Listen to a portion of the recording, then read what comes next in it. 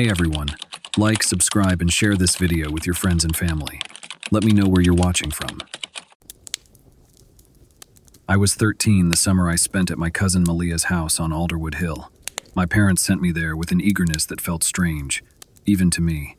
They framed it as an exciting adventure, but it was hard to ignore the subtle relief in their voices. Malia and I weren't especially close, but her invitation had been warm. "You'll love it here," she'd written in her letter, describing the sprawling woods, the freedom to roam, and the house that sat proudly on the hill overlooking the village below. I was curious, though something about the way my parents avoided details about the house stuck with me. When I arrived, the house wasn't what I expected. I'd imagined something cozy or rustic, but Alderwood House was narrow, tall, and oddly angular, its stone facade draped in ivy that clung like desperate fingers. Its windows were uneven, like a face caught mid-expression, and its roof sloped sharply, as if trying to retreat into the sky. Malia greeted me at the door, her dark curls bouncing as she wrapped me in a hug. "It's so good to see you," she said, her smile bright but her voice just a little too chipper. "Wait till you meet everyone." Everyone turned out to be her friends, Ezra, Liv, and Ben. They were an eclectic bunch, each of them with their own peculiar quirks.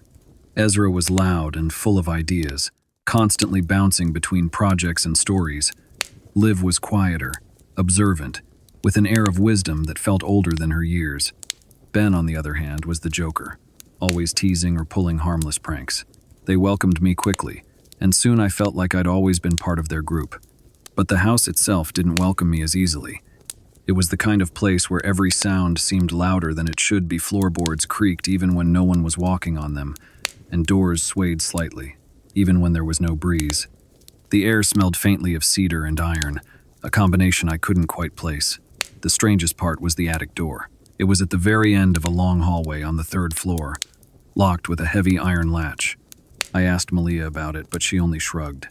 "No one's been up there in years," she said, her tone too casual. For the first couple of days, everything was fine.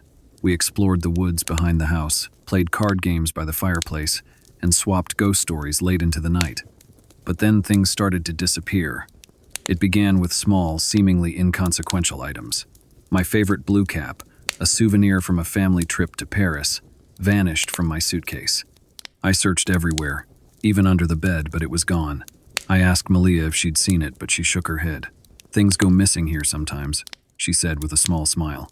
"The house is old. It probably got misplaced." The next day, Ezra couldn't find his sketchbook. He was frantic, flipping through cabinets and drawers as though it might magically appear. "I had it in my bag last night," he insisted. "It couldn't just vanish." Liv tried to reassure him, but I could see the unease in her eyes. By the end of the week, all of us had lost something.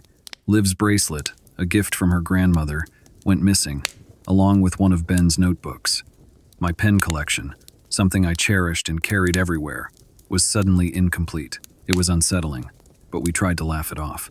"Maybe the house has a taste for souvenirs," Ben joked. None of us laughed. Then came the whispers. The first time I heard them, I thought I was dreaming.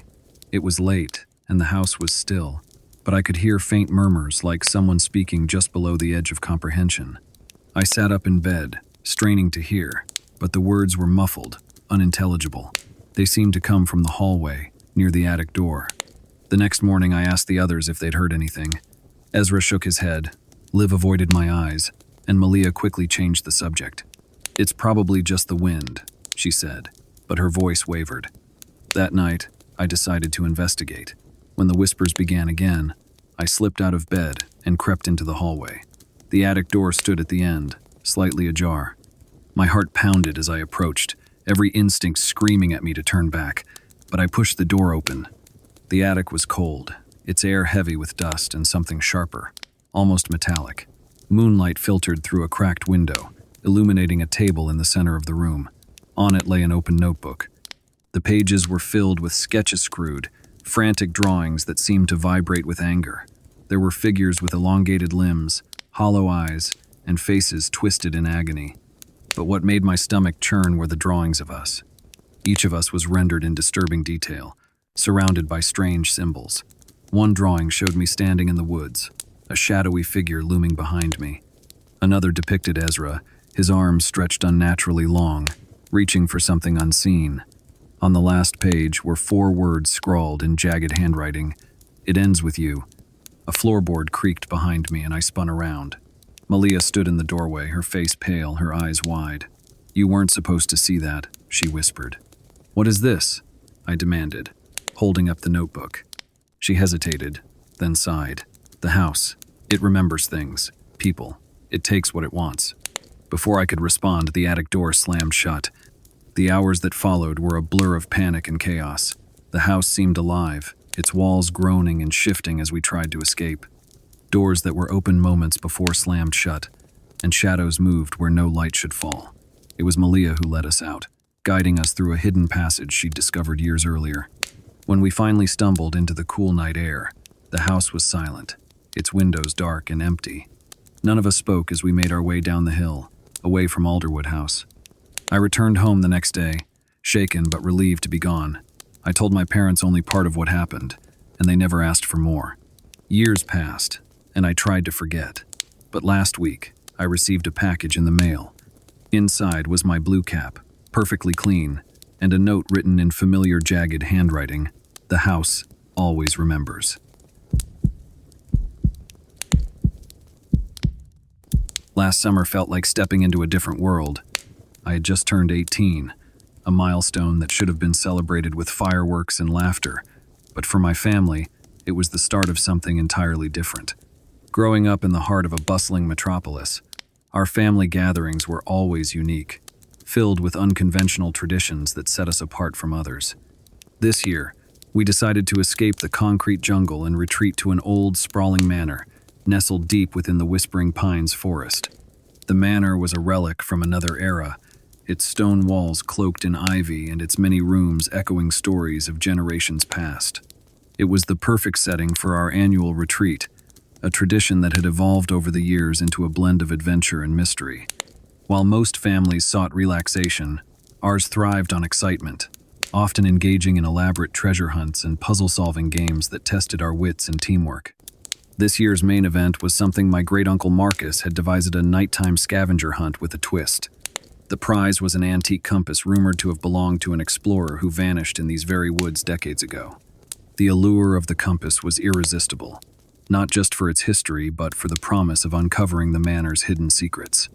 As dusk settled, we gathered in the grand hall, the room illuminated by flickering candlelight that cast long, dancing shadows on the walls. Uncle Marcus stood at the head of the table, his eyes twinkling with excitement. "Tonight," he began, his voice resonating with authority, "you will embark on a journey through the manor and the surrounding forest. Clues have been scattered throughout, leading to the ultimate prize. But beware, not all paths are as they seem." We were each given a map and a set of cryptic riddles. My cousins and I paired up, eager to dive into the adventure.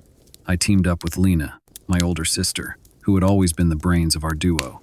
Together, we deciphered the first clue, which directed us to the manor's library. The room was vast, lined with towering bookshelves and filled with the scent of aged paper and polished wood.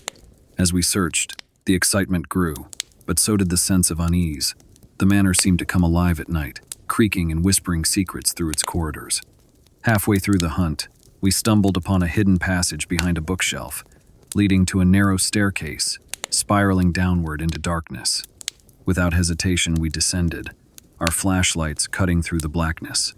At the bottom, we found ourselves in an old study, the air thick with dust and the remnants of forgotten lives. A single candle flickered on the desk, illuminating a map that mirrored our own but with strange markings in unfamiliar locations.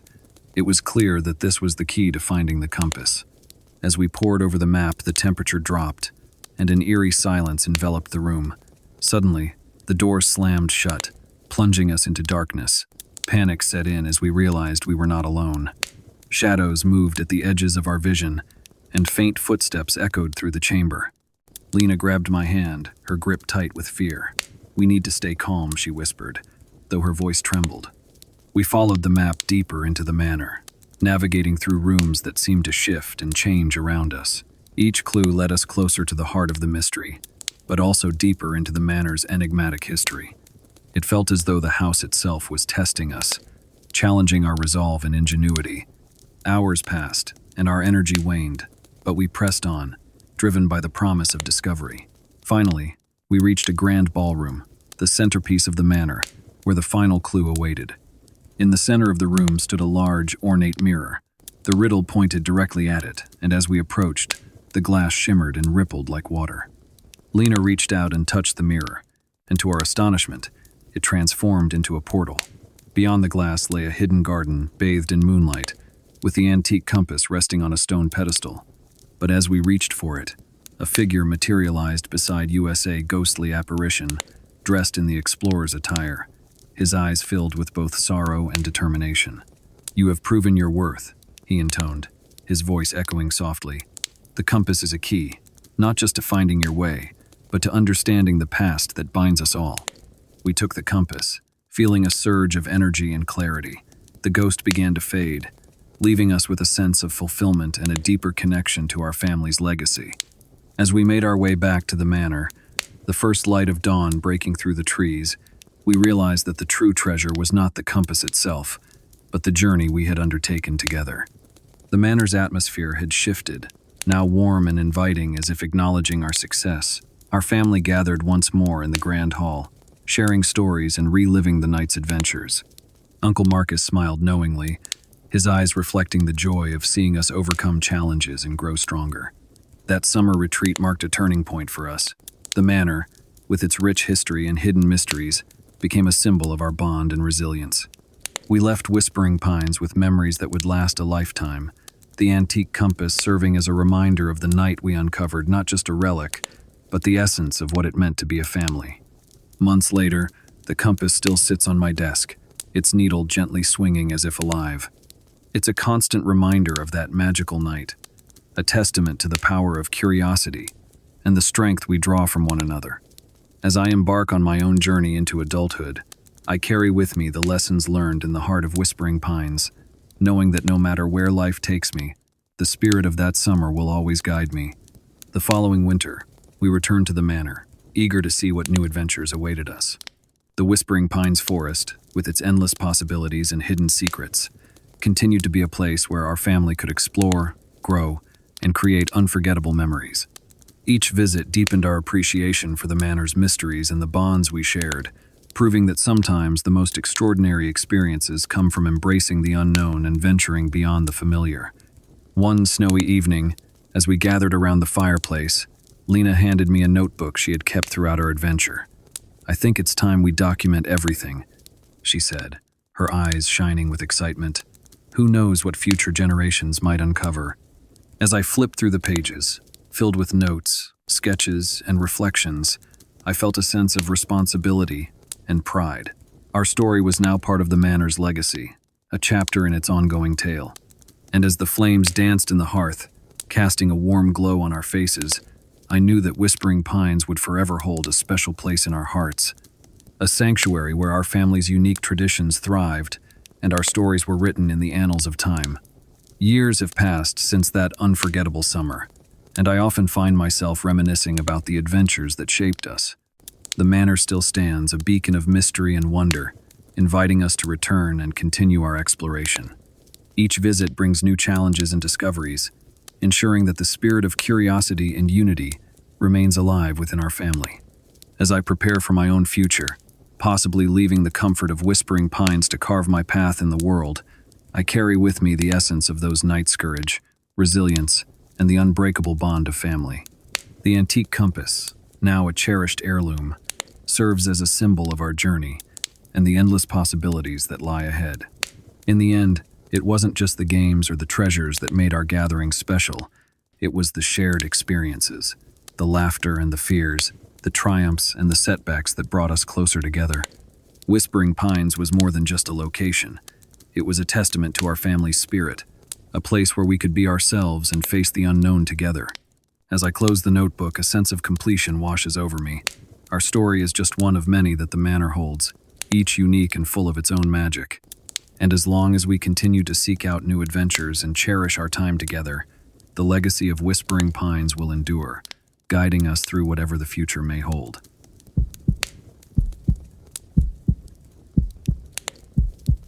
During my college years, I often dreamed of the day I could take the kinds of vacations I saw in movies: white sandy beaches, carefree laughter, and endless sunshine. However, life had different plans for me. As the eldest daughter of a hardworking single mother, money was tight. Extravagant spring break trips to Mexico, like the ones my wealthier college classmates often took, were simply out of reach. So, for the first 3 years of college, my spring breaks were spent on a quiet, mostly deserted campus. Surprisingly, I didn't mind it much. The stillness of campus during spring break gave me time to catch up on reading, reflect, and work a few extra shifts at the library to help cover tuition. But when my senior year rolled around, I realized this would be my last chance to experience the spring break I had always dreamed about. At 23, with graduation looming, I wanted something memorable. Not a week of working or studying, but a real adventure. Of course, Mexico was still out of the question since I would be covering all the costs myself. Eventually, my boyfriend Alex, who was 24, found a reasonably priced Airbnb nestled in the woods of Lake County, California. It wasn't the typical spring break hotspot, but that was part of its appeal. It had a rustic charm and promised a peaceful escape from the hustle and bustle of our college town. Alex suggested we make it a couples trip, and we invited his best friend Liam, 22, and Liam's girlfriend Carla, who was also 23. The idea of spending a weekend in a secluded cabin with some of my closest friends seemed like the perfect way to celebrate the end of an era. The drive to the cabin was an adventure in itself. Carla drove us in her little Mini Cooper, which was charming but incredibly cramped. Alex and Liam were crammed into the back seat, their knees practically touching their chests. Carla, who was usually laid back, seemed unusually sensitive about her car. She would snap whenever one of us joked about how small it was. Still, the drive was scenic, and as we made our way up winding roads surrounded by towering trees, our excitement grew. The cabin was about 2.5 hours away from our college, and we arrived just after sunset. From the moment we pulled into the driveway, the place felt eerie. The thick canopy of trees blocked out most of the moonlight, and the cabin itself was shrouded in darkness.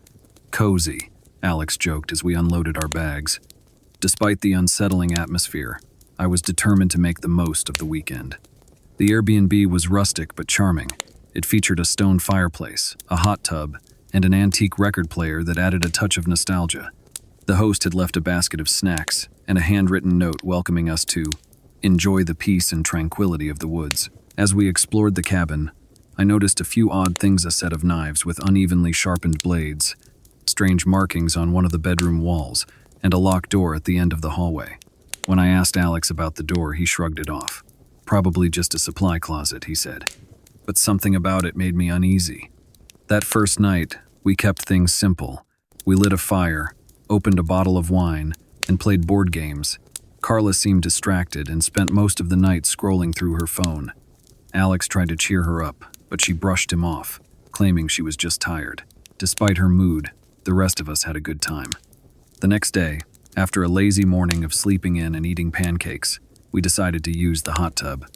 It was tucked away in its own little screened-in room, offering privacy while still giving us a view of the woods.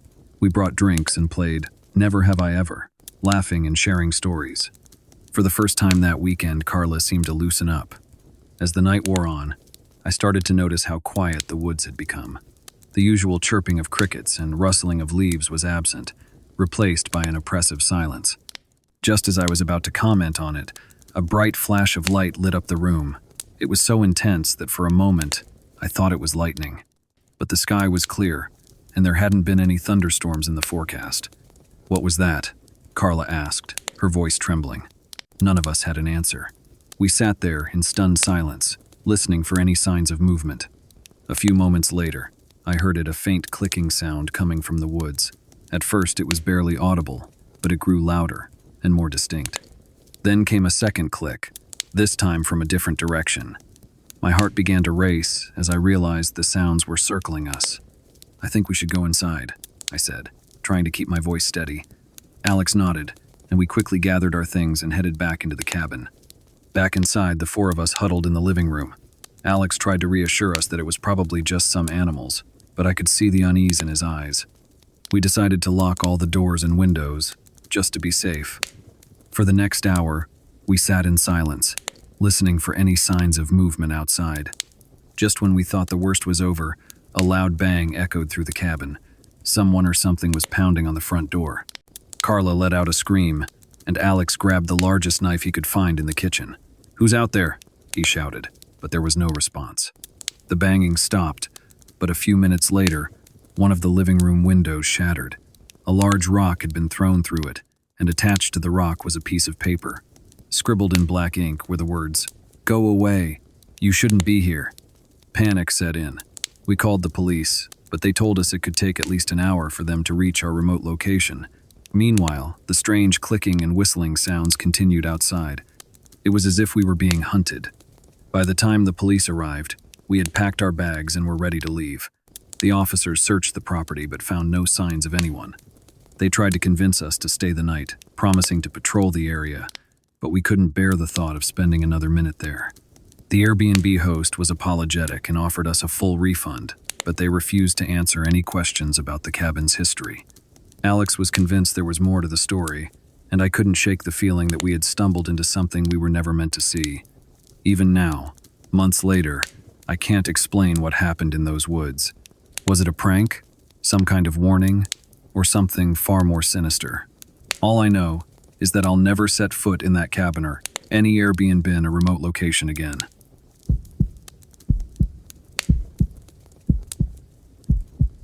In college, I wasn't exactly the life of the party. My grades were mediocre at best. I wasn't part of any sorority. I didn't have a boyfriend, and I wasn't particularly involved in any campus activities. My days felt monotonous, and happiness seemed elusive. Yet, I never found myself complaining. Life had its own rhythm, and I was content to ride its waves, even if they were slow and steady. Fast forward to my late 30s, and things had transformed beautifully. I had met a partner who was unwaveringly loyal, someone who stood by me through thick and thin. We now share a cozy apartment in Seattle with our 2 cats, Luna and Orion.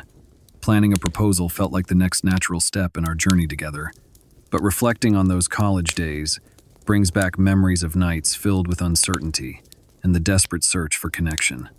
Back in my undergraduate years at the University of Washington, my friends Brianna, Ivy, and I often found ourselves in similar situations. Brianna was the quintessential social butterfly, always surrounded by friends and laughter. Ivy, on the other hand, was more reserved, with a sharp intellect and a dry sense of humor that kept us all on our toes. And then there was Christine, Brianna's older sister, who was our designated driver never one to indulge in alcohol, always reliable and responsible. Since we weren't part of any sorority or fraternity, the typical Greek life parties were never an option for us. Instead, we spent most weekends in Brianna's dorm room, sharing stories, playing board games, and occasionally getting lost in Netflix marathons.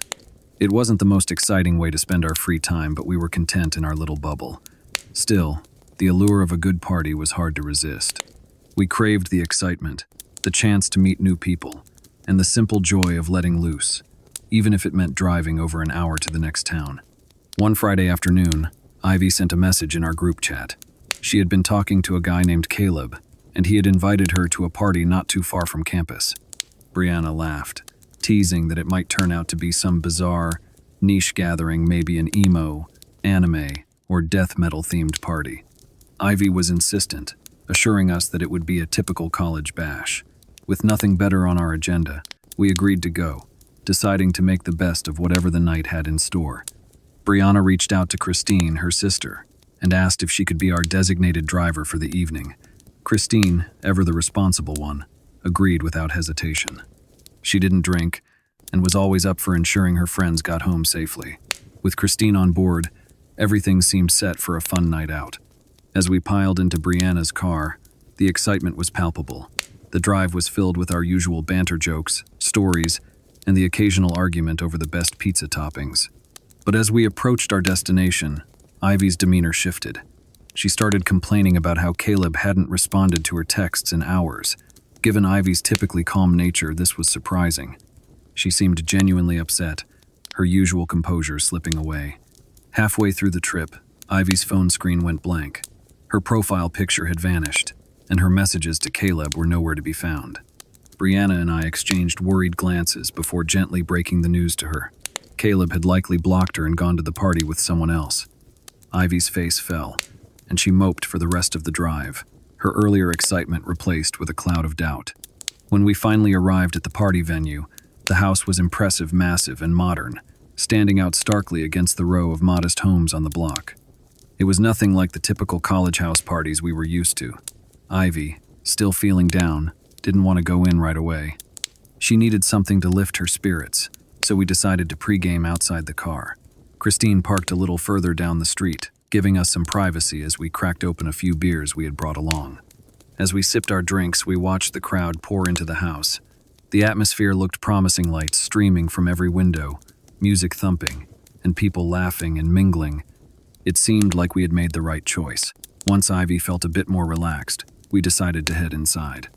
The moment we stepped through the door, something felt off. Instead of the dim, ambient lighting typical of college parties, the entire house was brightly lit with overhead lights.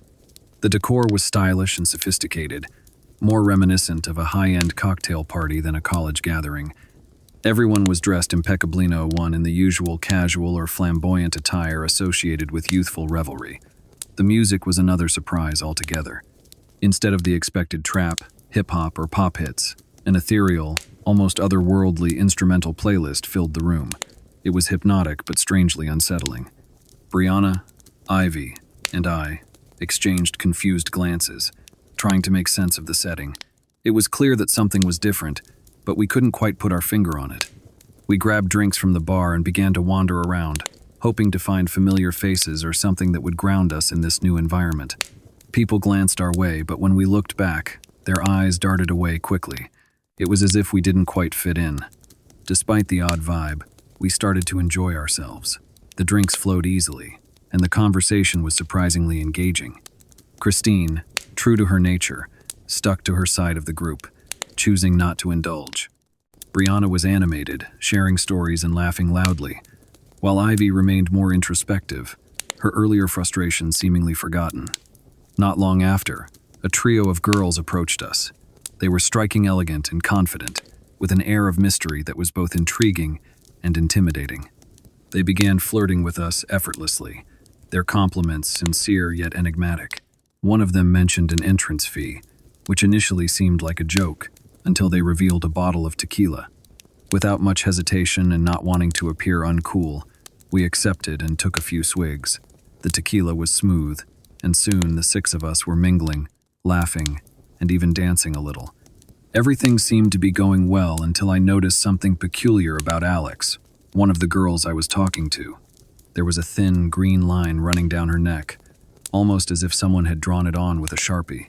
It was subtle, but in the dim light it stood out starkly against her pale skin. I wondered if it was a tattoo or perhaps a bizarre fashion statement. I debated asking her about it, but decided against it, not wanting to offend her or seem nosy. The more I looked, the more unnatural it seemed, and it left me feeling uneasy. Meanwhile, Brianna and Ivy began to drift away with their respective new friends, disappearing upstairs to a quieter part of the house. Christine, feeling out of place, retreated to her car to smoke a cigarette, leaving us to navigate the rest of the party on our own. As the night progressed, I found myself growing increasingly anxious. The green mark on Alex's neck lingered in my mind, and the odd ambiance of the party only added to my discomfort. Seeking some solitude, I excused myself, telling Alex I needed to use the bathroom. The only bathroom available was occupied, so I stood outside, waiting. Minutes felt like hours as I leaned against the cool wall, trying to steady my racing heart. Finally, the door opened, and a tall, older man stepped out. He was impeccably dressed in a crisp white button-down shirt and linen pants, his demeanor calm yet authoritative. As I turned to leave, he accidentally bumped into me. I expected a polite apology, but instead, he just stared at me with a blank expression. My eyes were drawn to the same thin, green line on his neck. It was identical to the one I had seen on Alex. My heart pounded in my chest as I tried to process the sight. "Who invited you?" he asked, his voice low and steady. Caught off guard, I stammered, "Caleb." His smirk disappeared, replaced by a serious, almost menacing look. "Do you see Caleb here?" he repeated, his eyes narrowing. I froze, unsure of how to respond. Panic bubbled up inside me as I slammed the bathroom door shut, leaving the man standing there, staring after me. My mind raced with questions. What was happening in this house? Who were these people, and why did they all have these strange green marks? Stepping back into the main area, I tried to shake off the unease. The party continued around me, but everything felt surreal. People moved with a fluidity that seemed almost unnatural, their conversations tinged with an undercurrent of something I couldn't quite grasp. The green marks on Alex and the mysterious man weighed heavily on my mind, making it hard to focus on anything else. Determined to find some answers, I began searching the house for Caleb, the guy Ivy had been talking to, but he was nowhere to be found.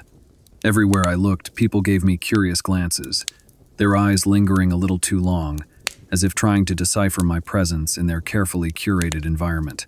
I felt like an outsider, a piece that didn't quite belong in the puzzle they had created.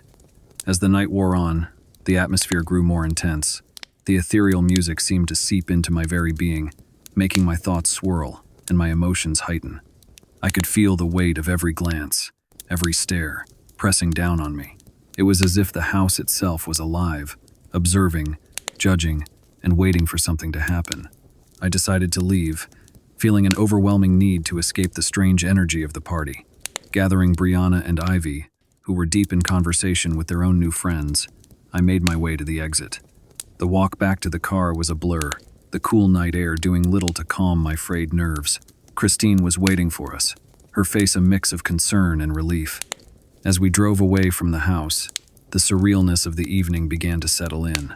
Brianna tried to lighten the mood with jokes, while Ivy remained quiet, lost in her thoughts. I couldn't shake the image of the green lines and the man's unsettling gaze. What did it all mean? Was there something more to that party than met the eye? In the days that followed, the memory of that night lingered like a shadow. Conversations with friends were filled with speculation, but no one could provide any concrete answers. Some dismissed it as an unusual party. Others wondered if we had all been under the influence of something more potent than we realized. For me, the unanswered questions and the eerie encounters left a lasting impression, a mystery that still puzzles me to this day. Looking back, that night was a turning point in many ways. It highlighted the fragility of our friendships, the unpredictability of social interactions, and the sometimes unsettling depths of human behavior. It also underscored the importance of being true to oneself, even in environments that seem inviting on the surface but hide deeper complexities beneath. As I reflect on those college days from the comfort of my life now, I realize how far I've come. The experiences, both good and bad, have shaped me to the person I am today. They taught me resilience, the value of genuine connections, and the courage to seek out what truly makes me happy. And while that night remains a perplexing memory, it's also a testament to the unpredictable journey of life and the lessons we gather along the way.